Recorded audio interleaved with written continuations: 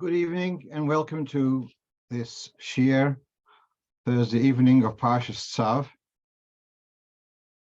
making up instead of Motzei Shabbos. And meanwhile, the votes between having on Thursday evening or Sunday evening, there's a landslide towards having it on Sunday evening. So unless we have a landslide the other way, that's how it's going to be. Okay, let's go into our questions for today. The first question is we have about Eruv Tavshilin. Now, Eruv Tavshilin is whenever Yom Tov is on a Friday. So then we need to have permission to be able to cook on Friday. For Shabbos. And in order to do that, we need to do an Eruv Tavshilin. And that is when we take a challah, well, obviously for Pesach we have a matzah, and we take a piece of fish, a piece of meat. A lot of people used to use eggs. That's probably because they didn't have fridges. And a piece of meat that wouldn't have kept so well. Be that as it may. So we make an Eruv Tavshilin. So on Wednesday, which is Erev. On Wednesday, Erev Pesach, we will be designating a Eruv Tavshilin. That's made with the food and with the cooked food and with the baked food. Separately, there is some people need to make an Eruv Chatzeres. So if you share premises with several other Yidden, with another family or more, so that could be shared garden, it could be several flats within a building. So there is in order to be allowed to carry from your private premises, personal premises, to the shared premises, for this we need to do an Eruv Chatzeres. And that again is done with challah or matzah. And the idea is that this matzah, this challah, is kept in one of the houses, and it belongs as if to everyone else. And therefore that merges and galvanizes all the other people into becoming one unit with the unit of dwelling where the Eruv is placed. So one could make an Eruv Chatzeres if you need to. You can do it every Friday, make it anew. But largely, it's customary people would make the Eruv once a year. And they use matzah, not only because of Pesach, but also because matzah lasts longer. It remains edible for longer. Therefore, it's common to make and then it's common to minhag, to renew the Eruv every Erev Pesach. So now we have the situation where you go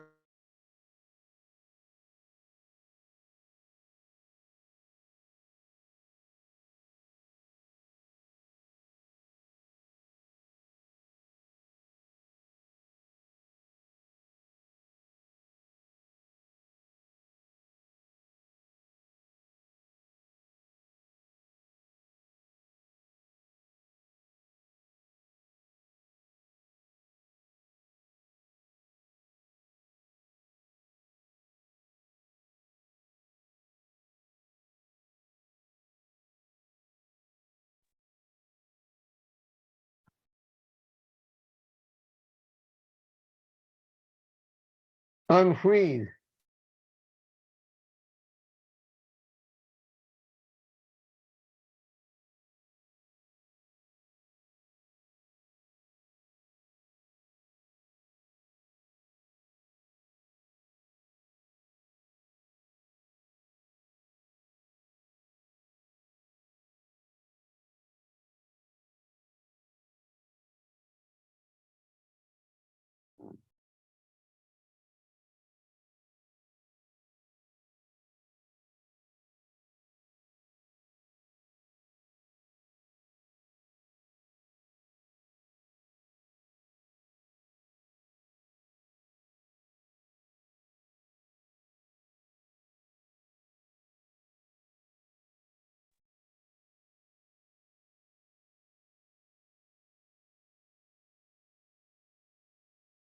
Sorry about that. This is a bit playing up a bit. Okay.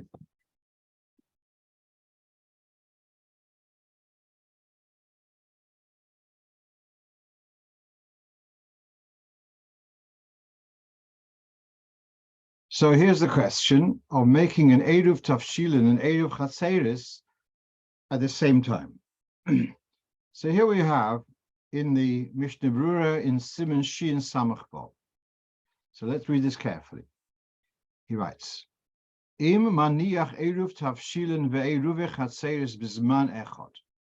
If you so wish to do the two Eruvin at the same time, mevorech brocha achas al shtehen. You combine the two with one bracha.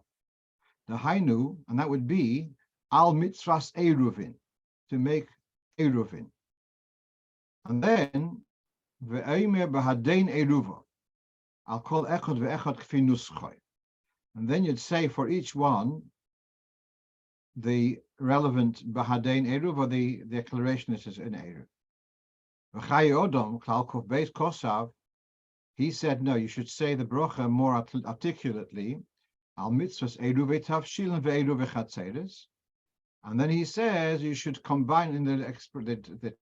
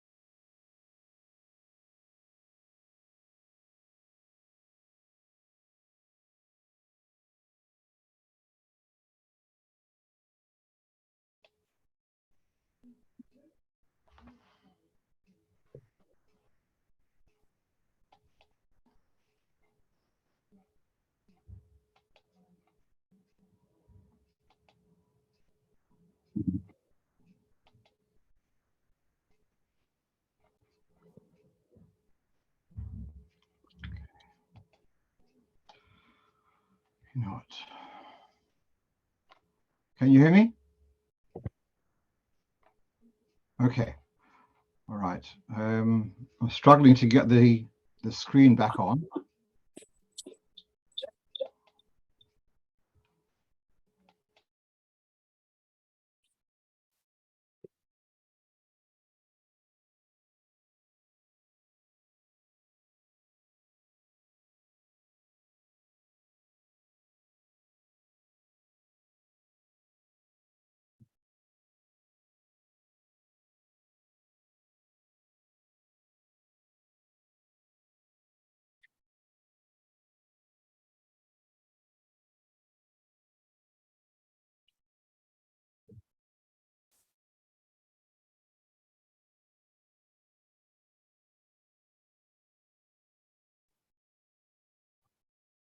Right.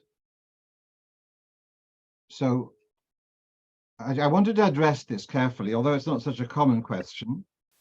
But to understand what is the difference between Eruv Tavshilin and Eruv Chatzeres.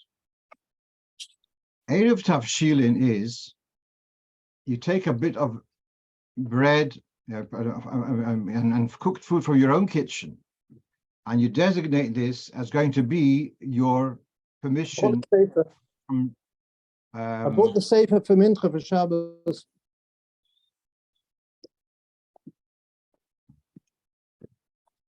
Mute all.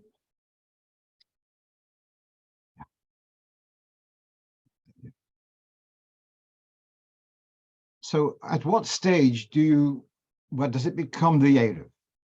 Is it when you just picked up the piece of bread, has it become the Eruv and the egg or the chicken?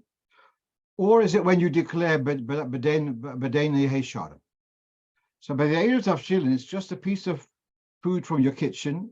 And by you saying B'dein Yehei, you have made it into the Eruv. By contrast, Eruv Chatzeres, when you have this loaf of bread which belongs to everyone, that already has made it into the Eruv Chatzeres.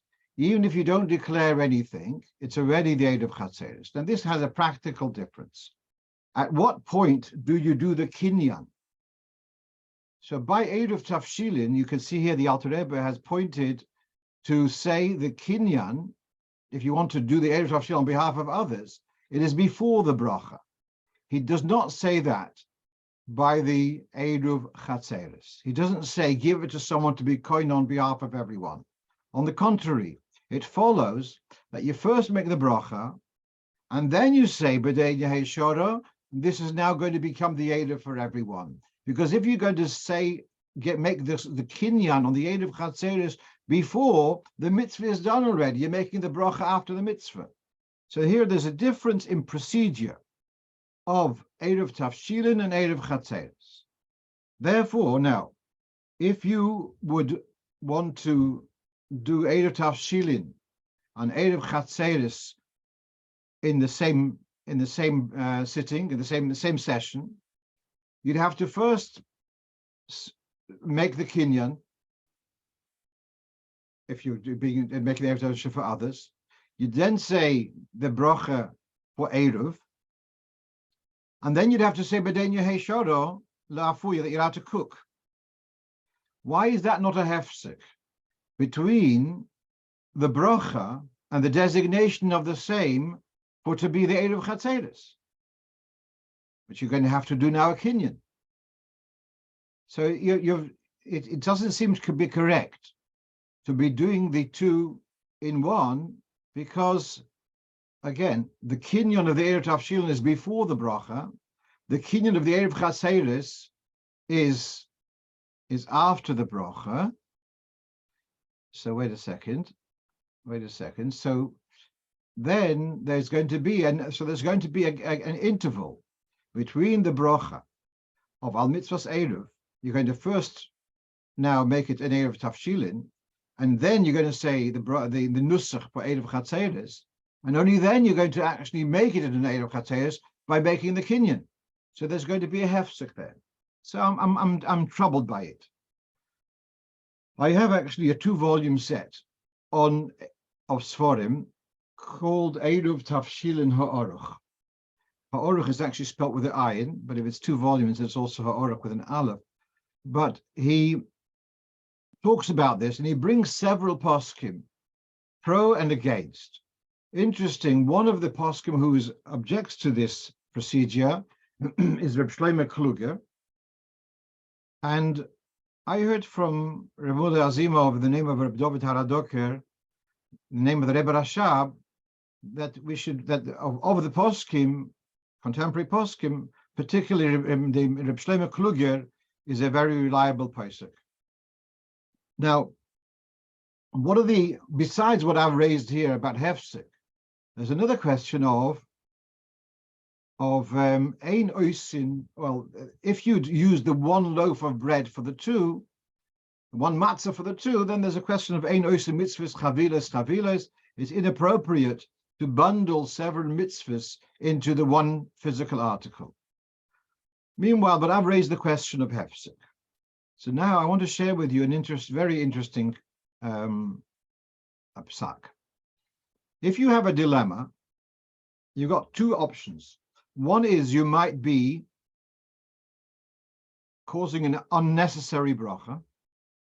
The alternative is you might be doing a mitzvah without a bracha. So let's spell this out over here. If I combine the two Eruvin, I've raised the question, perhaps the bracha doesn't apply to the Erev Chatzeres. You'll be doing the Erev Chatzeres without a bracha. If you do them one at 2 o'clock, one at 3 o'clock, so you divided them, so you can be accused of bracha she'ein tzricha. You could have combined the two together, and now you made them separate. So you have here a dilemma. Should I separate them and be possibly guilty of bracha she'ein tzricha, causing bracha she'ein tzricha? Or should I bring them together and possibly be doing a mitzvah without a bracha? So here we have a rule from the Sefer Tevuas Shor. And he says a rule. It's better to cause a bracha, misophic, than to do a bracha, to do a mitzvah without a bracha altogether. This is in Siman Yud Tes, talking about Kisei Hadam. Let's say you've shechted a bird, and then you come back a little bit later and shechting another bird. So now, can you cover both shchitas, both Kisei Hadams with one bracha? So then it might have been a hefsek. So then it means the second one might not have a bracha. If I deliberately go out somewhere and make an interruption, I can be accused of causing an unnecessary bracha. So what does he write over here? When there's a suffix, whether the second act will be included in bracha, so then yesh lahasir daita. You should take a break in order to make sure that you'll have to make a second bracha, because it's better to enter into the possibly having caused an unnecessary bracha. That's preferable to do, rather than bring yourself into a suffix that perhaps you did a mitzvah without a bracha. So therefore, I will say the same thing with the Eid of Tefshilin and the Eid of Chatzeres. I've raised the question that possibly by doing it, you're going to have a hefsek, and the bracha al mitzvahs Eruv won't apply to the Eid of Chatzeres, which is done second. Therefore, it'd be recommended not to do the whole kunz and to do them separately, obviously with separate matzahs, but even make a time interval between the two. In that way, you avoid the whole question. Okay. Very common question. We go on to the next question. Very common question. People asking, you're going away for the whole of Pesach. Do you need to do b'dikas chometz in your home, in your flat before you go away? So we know there's a Gemara which talks about a person who's traveling, and he should take and he should be buried at the room, his house, before he leaves. More than 30 yom. But that's when there's a likelihood of him coming back. Here we're talking about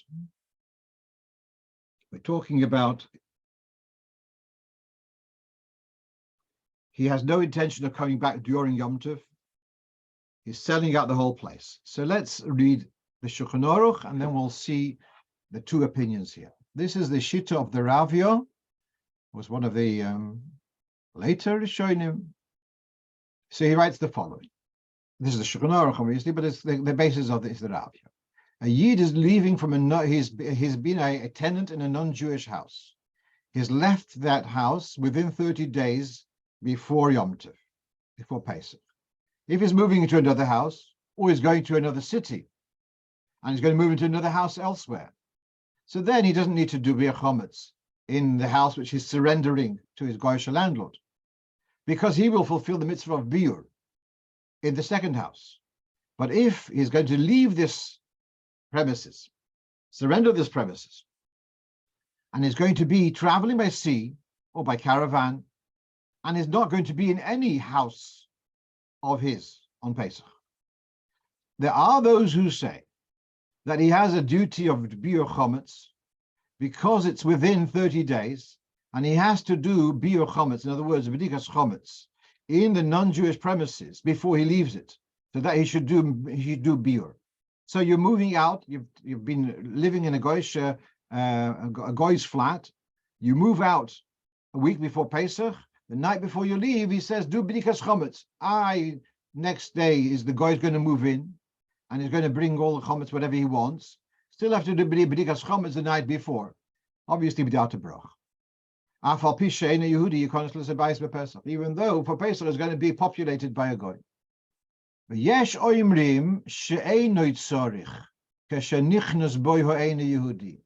a second opinion which says, no, you don't need to do b'dikas chometz. If for Pesach it's going to be occupied by a goy, there's no point in doing b'dikas chometz on a place that's going to be occupied by a goy. So this is the opinion of the Ravyo, and the Tur disagrees. The Alter Rebbe brings both opinions at length. And then he says, Le'inyan halacha, the Alter Rebbe's conclusion. Le'inyan halacha, we can rely on the latter svara, which is that you don't have to do b'dikas chometz. A place which you're surrendering to a goy, selling to a goy, does not need b'dikas chometz. Misharetz lahachmir, you want to be machmir like the Shittas Haravyo, to boidik the place which you're selling to a goy, yachmir al atzmoy, be machmir for yourself, but not for anyone else. Don't tell that. Don't pass console for other people. For yourself, you want to be machmir, fine. Now, we have to also clarify. There are two issues here. One is the question: the room where the chometz is stored and sold to the goy, does that require b'dika? That's one question. The second question is, if you sell out your whole house, do you have to do b'dika? Now the Mishnah Brura here, Inyan, are you mechuyev to be boidik the eve of the 14th? Those rooms which you intend tomorrow morning to sell to the goy with the chometz therein. There are opinions in the Achronim. The Mokar Chaim, that's the Sirah of the Chai Odom, say you do have to be boidik, because at this moment they haven't been sold yet. They're still your rooms. However, the Chuas Binyan Olam, I think that's Rabbi Yaakov Ettlinger, says it's not necessary. Not only is he the one, but also there was a whole correspondence between the Tzemach Tzedek and the Divrei Nechemia of Dubrovna. The Nechemia of Dubrovna was saying you do have to be boidik chometz in these rooms because they're still yours. And it's the night of b'dikas chometz you have to be boidik. And Tzemach Tzedek disagrees with him, and he says no, there's no sense in having to be boidik in a room which you have absolute intention of selling it out to a guy tomorrow. So this is certainly the general psak, that the rooms which are sold in b'dikas chometz, so in mechiras chometz, do not require b'dika. There are those who are machmir, and they will therefore sell their chometz a day earlier, so that it should be included it should be sold before the mitzvah b'dikas chometz is applied. Be that as it may, we're dealing now with a different question. We're dealing with, is it appropriate or inappropriate for a person to totally sell out his property and surrender his mitzvahs b'dikas chometz? And the Ravyo has said, no, it's not appropriate. You had a house, and therefore you should not surrender it, and therefore you should b'dikas chometz even though you're going to surrender the house. And those who disagree. And what does the Alter Rebbe say? It's something that you want to be personally machmer, okay, but don't pass them for others. And therefore, when people are asking me this question, so first of all, I tell them you don't have to do b'dikas chometz in the places. If you're going to sell up, lock the whole house, sell it to the goy, you don't have to do b'dikas chometz. You want to be machmir? Okay, so we want to be machmir is you want to do like the Ravyo. You don't surrender your mitzvah b'dikas chometz. So then you can fulfill that by doing b'dikas chometz at your house. In this itself, there's two possibilities. You're going to be by your children, let's say, by your in-laws for Pesach. Should you be boidik chometz there should you rent a room or should you not rent a room? Should you just be a volunteer to help them? Or should you be actually renting a room? So if you rent a room, then the Rav is also happy because you've rented a room, and so then you've kind of reacquired the mitzvah of b'dikas chometz. Or is it possibly just personally being involved, even though you don't don't physically rent it? Okay, so here we have, this is now from the Piskei Teshuvos, that there are those who recommend that the guest should rent the room for nominal fee from the host, and then he says the host should give him chometz dika food and bring them into the room, and that way you'll have to do bdikas chometz with a broch. There are those who question this rental of a room because they say it's all a haram, it's all a shtick, because you are only doing the rental in order to fulfill the mitzvahs b'dika. And that's not the kind of schiras where Chazal say a tenant has to be boidik. That means he's moving in there to live there, etc. Therefore, he says, if you want to avoid the suffix, don't make a broch on your own. Listen to the balabayas, and he'll make a broch on the b'dika, and you'll have in mind to be yotze from his brocha, and you'll go and check your room. So, I think I once heard in Ger, when someone asked, can he rent to make a brocha? And he was told, "V'zuga brocha as an apple." If you're so desperate to have it to say a brocha, so take an apple, make a brocha on an apple.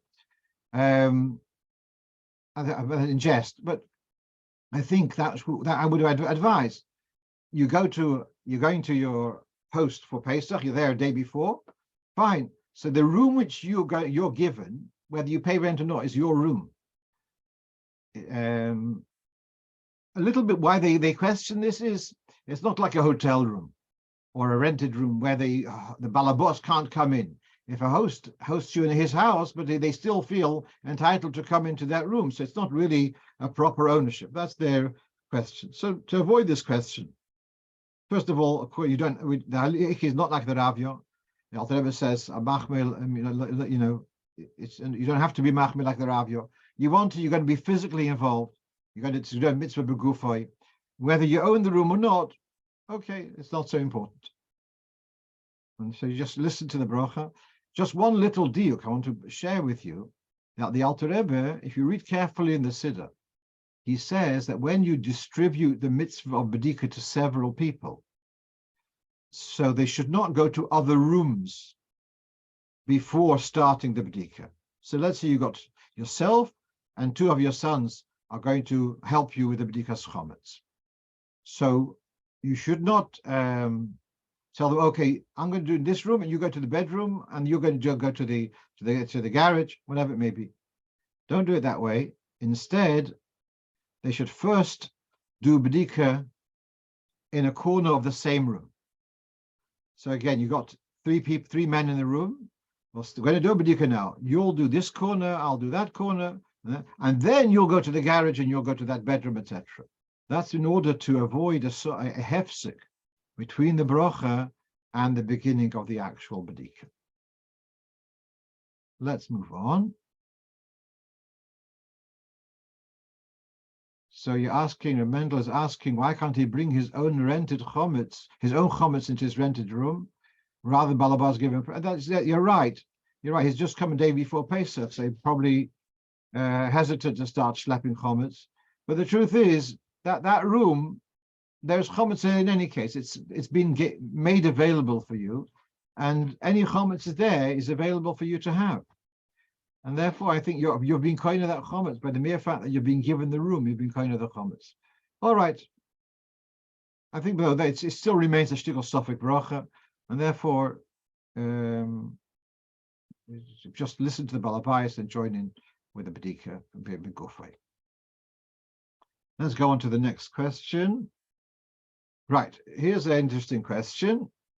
Now, the shear of a kazayas.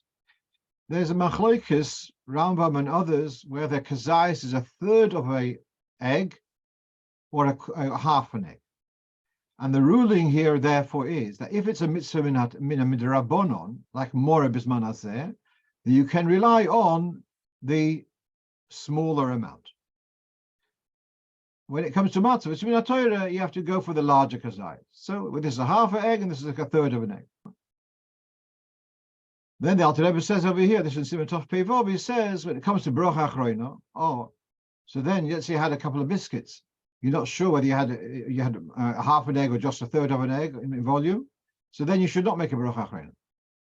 That's what Alter Rebbe says. So here the Mishnah Berurah asks a question. He asks, The Inyan More, since it's a Drabonon, so you're Yoitza with a third of a Be'er. He asks, since you have to make a bracha on the More, so then how can you make a bracha Shekachon B'Tzvesa V'Tzivono? It's a Sophic brachas lahokel. And therefore he says, only a person who's weak and frail, whatever, but otherwise don't rely on this opinion. Don't rely on having a small volume of More, because you are entering into a Sophic whether you're Mekayim the mitzvah. So although midrabanon speka drabanon lekula, but for that same, but when it comes to brachas, you shouldn't make a bracha. Of course, when you read the Alter Rebbe, there's no mention. He says you can rely on More, you can rely on the smaller shear. He doesn't say, but you cannot make a bracha on mitzvahs More, al achilas More. So this is the question. The Mishnah Berurah is asking that lechoira, how can you make a bracha al achilas More on a smaller amount? We should say it could be Taka Yoyotze, could be not Yoyotze, Sophic brachas lahokel. So here there's a fascinating tshuva in Yechav Das from Rebbe Ovadia Yosef. What happens if you need to make an Erev Tafshilin and you only realized Bein Hashmoshes? So we'll say you can do it because Sophic Drabbon lahokel. And therefore, Erev Tafshilin is a mitzvah drabanon, and therefore, Ben Hashmosh is a Sophic Yom, Sophic Laila, you can be Yotze. So then the question is a bracha. Can you make a bracha on this Erev Tafshilin, which is a Sophic? So either Rebbe Ovadia Yosef goes through this, and he shows several sources that it's legitimate to make a bracha. Well, since you're Mekayim the mitzvah, therefore you can make a bracha. He brings here from the Rab Aryeh Tzvi Fromer, the Eretz Tzvi. Those who remember Rabbi Pikarsky Olav Sholem, he used to talk about Mansa Rebbe, the Kozhik Lover Guen. So this is him, the Rab Aryeh Tzvi, who's a Talmud of Davnei Nezer, and he talks about, for example, he brings about Erev Ben Hashmoshes. Then we have about Sfira Soimer. Sfira Soimer nowadays is generally considered to be a mitzvah drabanon. Can you do Sfira Soimer Ben Hashmoshes? Sel Rebbe in Tov Beites brings it.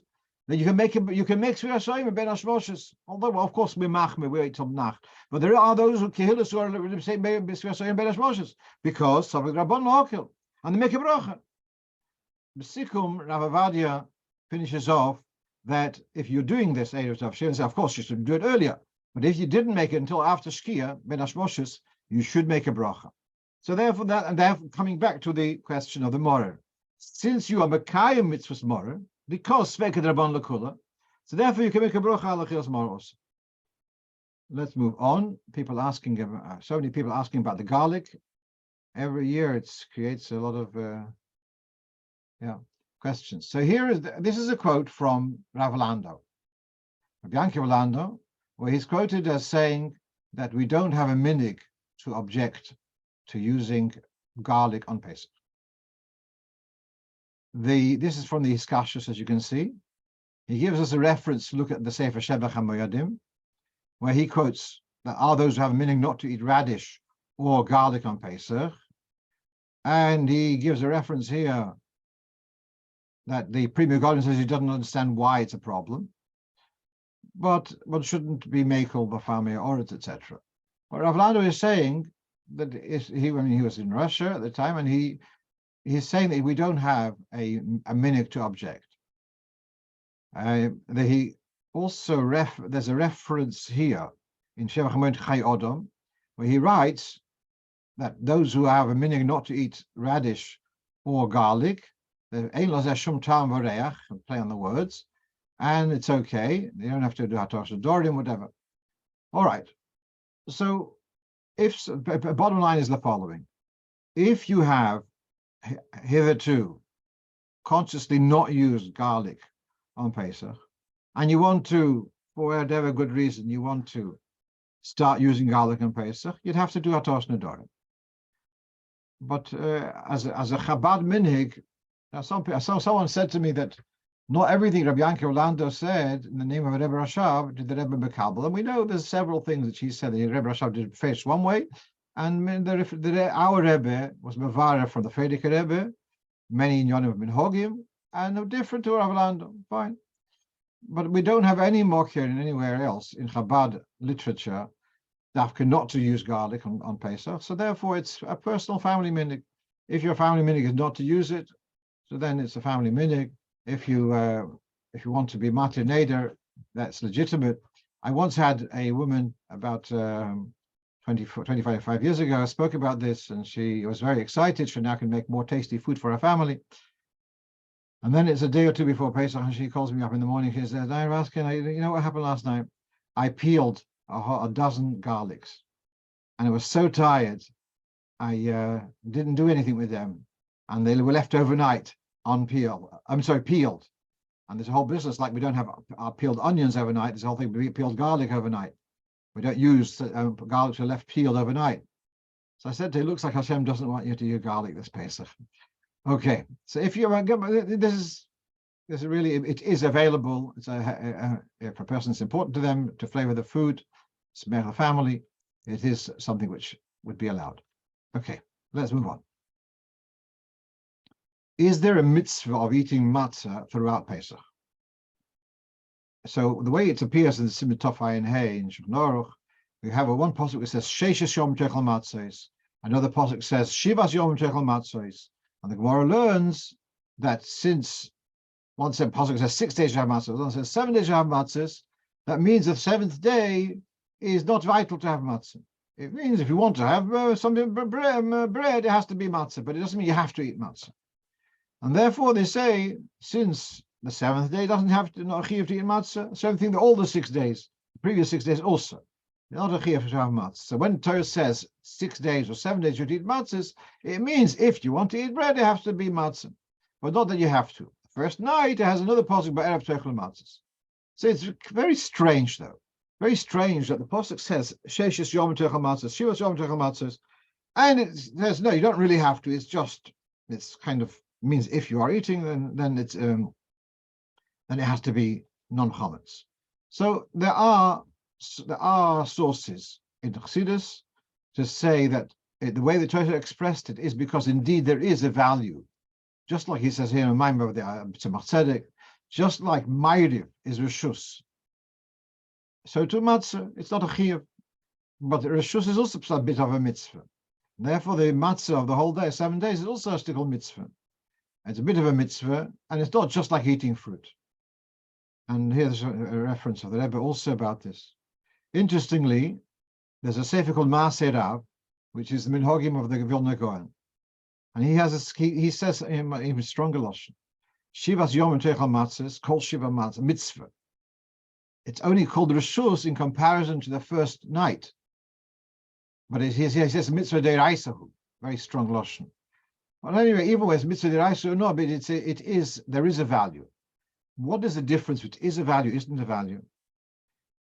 Matzah we see as a food and strengthening emunah, strengthening for health, and so a machine matzah may be 100% kosher lepesach, maybe, but it doesn't have the shem mitzvah. It was not made. Machine doesn't have a mind and a heart, and therefore the machine did not have in mind to do it l'shem mitzvah.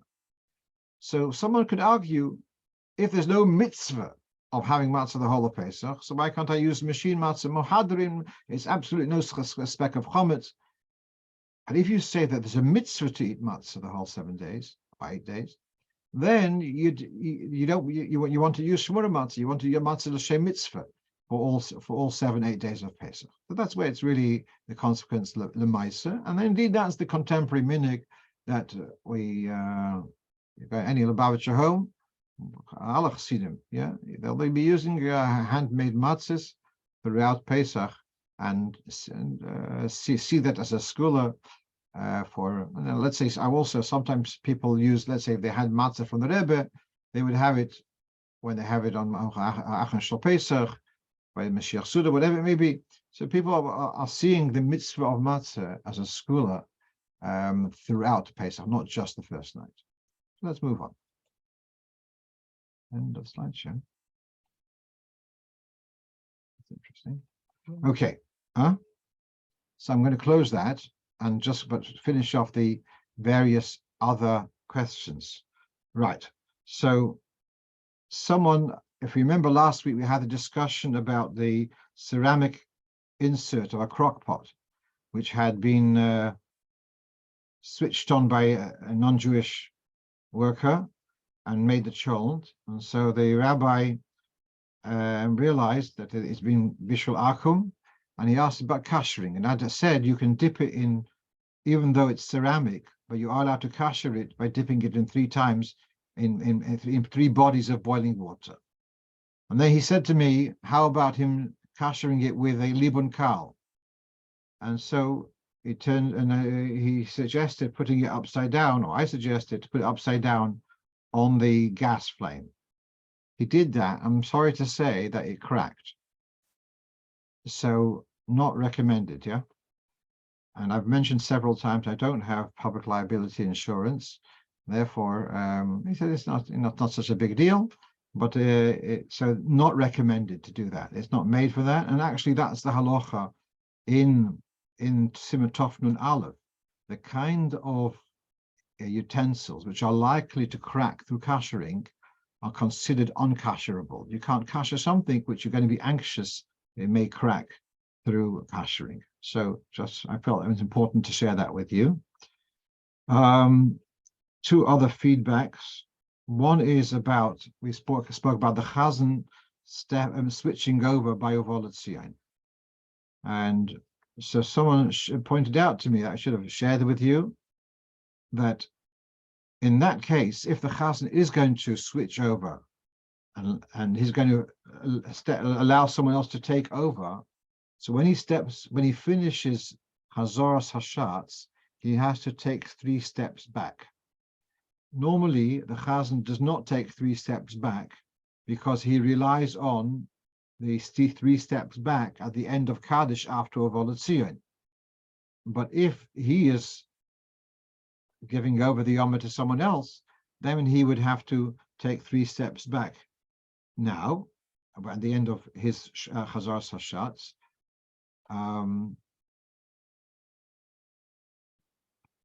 Now, I don't have a source for this. I didn't have a chance to look it up. I do know is that if a chazan forgot Ya'ala v'Yova in the quiet Shemona Esrei, or whatever, let's say the Saint Alamot, or whatever it may be, if it's something which he has a duty to repeat Shemona Esrei, then he can rely on the Chazaras Hashatz. He'll have to say L'chayin Tzeret at the end of Chazaras Hashatz. He'll have to step back 3 steps at the end of his Chazaras Hashatz, and he cannot rely on the 3 steps at the end of the end of Kaddish. So probably it's a similar idea over here. So that's another feedback. And finally, the last point which I want to share, we're finishing a bit early tonight, is about grape juice for people who have difficulty to handle the sweet grape juice.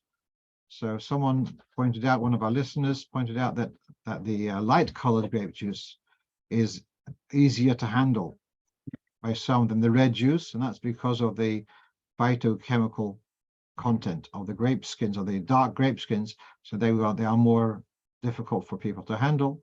So start with that. Someone asked about the mushrooms. I'm not sure what you want to know more about mushrooms. So last week we did share that that they are grown on, very often they're grown on beds of malt, etc., and therefore not recommended for Pesach.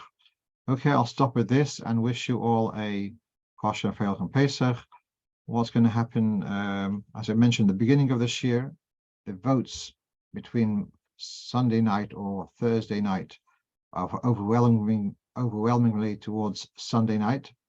So that's probably how it's going to be, but not the coming Sunday. So the night of Sunday, not the coming Sunday night is going to be Yudalef Nisna Verbringen.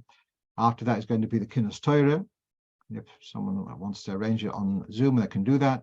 But we're talking about after Yom Tov. So Bez Hashem, the Sunday after Yom Tov, that's when we'll resume this year. Kol Tov and a kosher Feilich and Pesach. Ja, Koyach. Kosher Feilich and Pesach.